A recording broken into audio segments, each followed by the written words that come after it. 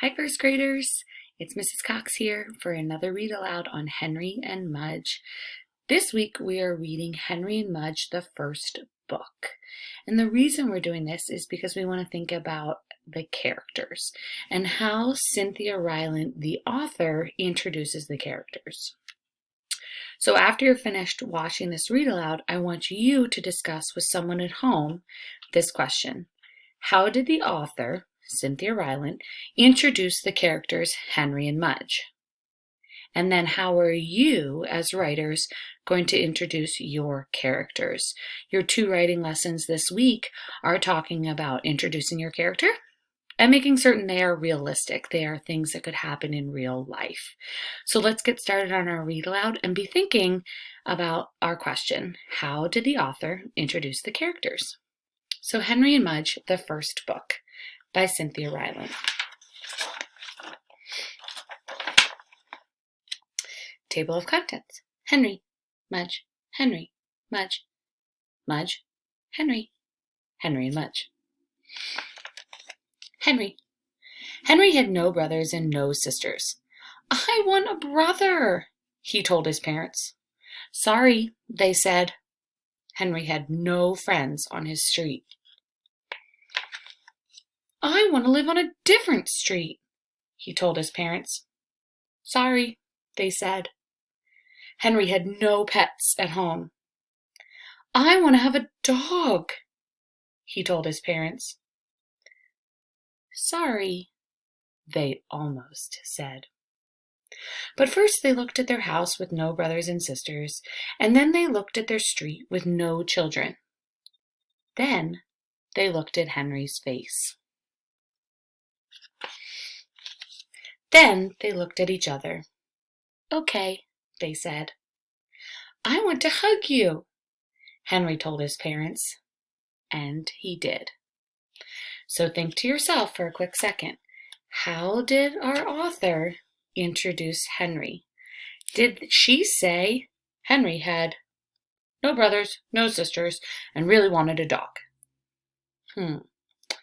How did she introduce it? Let's keep reading. Mudge. Henry searched for a dog.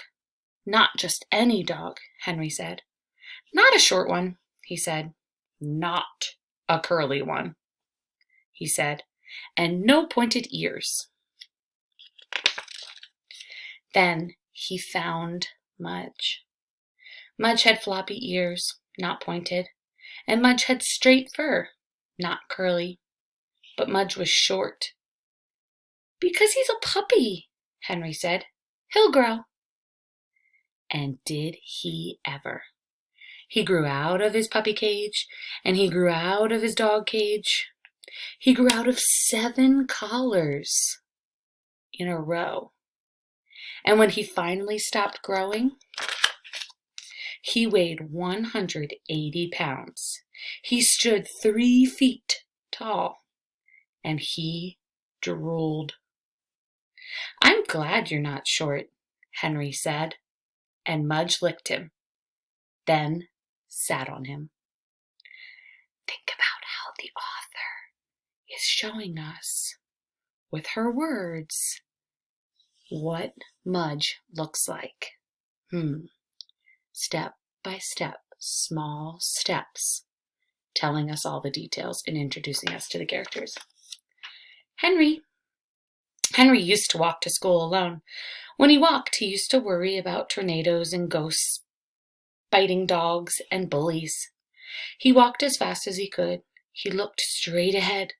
He never looked back. But now he walked to school with Mudge. And now, when he walked, he thought about vanilla ice cream, rain, rocks, and good dreams. He walked to school, but not too fast. He walked to school, and sometimes backward. He walked to school and patted Mudge's big head. Happy. So what are we learning about our characters? I'm stopping and I'm thinking, what is my author showing me here? These 2, not only are the pictures telling me that they're happy, but the words are showing me that they are happy. They are telling us why and then explaining those feelings. Mudge.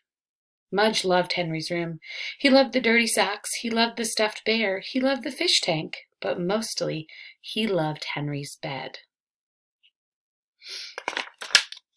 Because in Henry's bed was Henry. Mudge loved to climb in with Henry. Then he loved to smell him. He smelled his lemon hair. He smelled his milky mouth. He smelled his soapy ears. He smelled his chocolate fingers. I'm noticing repetition. He smelled his. He smelled his. Then he put his head by Henry's head. He looked at the fish tank. He looked at the bear. He looked at Henry. He licked him. And he fell asleep. The author is starting to introduce their relationship and how they are such close friends and what Mudge loves about Henry. Mudge. One day, Mudge took a walk without Henry. The sun was shining, the birds were flying, the grass smelled sweet. Mudge couldn't wait for Henry, so he left. He went down one road, sniffing the bushes, then down another road, kicking up dust. He went through a field, across a stream, into some pine trees. And when he came out on the other side, he was lost. The author's telling itsy-bitsy small steps, showing us all these great things, really stretching out the story. He couldn't smell Henry. He couldn't smell his front porch. He couldn't smell the street he lived on. Mudge looked all around and didn't see anything. Or anyone he knew. He whined a little, alone without Henry. Then he lay down, alone without Henry. He missed Henry's bed. Henry. Henry thought Mudge would be with him always. He thought Mudge made everything safe. He thought Mudge would never go away. And when Mudge did go away, when Henry called and called, but Mudge didn't come, Henry's heart hurt. I'm going to pause for a second. When your heart hurts, you might be sad. You might want to cry. You might be feeling these really upset feelings when your heart hurts.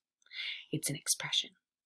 So Henry's heart hurt, and he cried for an hour. But when he finished crying, Henry said, Mudge loves me. He wouldn't leave. He must be lost.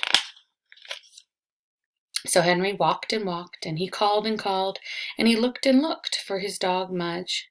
He walked down one road, then down another road. The sun shone as Henry ran through a field, calling and calling. The birds flew past as he stood beside a stream, calling and calling. And the tears fell again as he looked at the empty pine trees for his lost dog.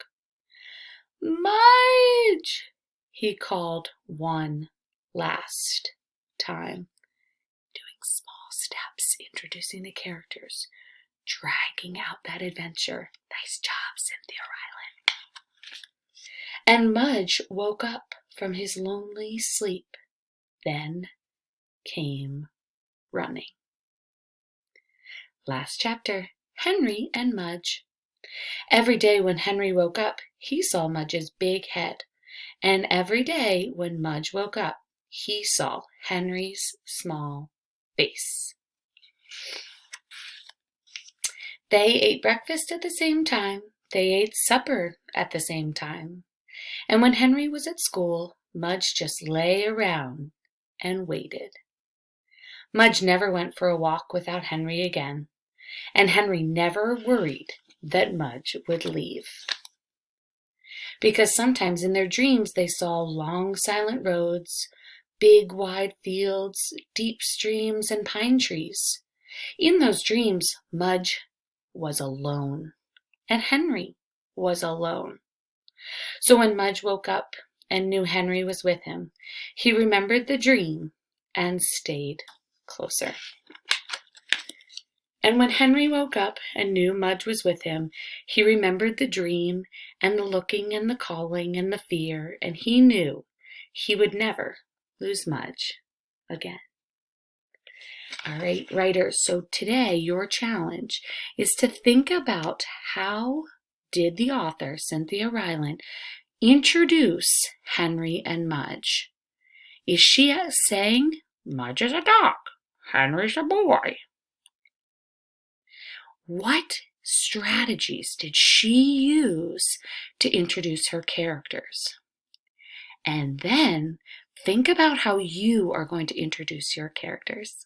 We can't wait to read what you're writing. Good luck.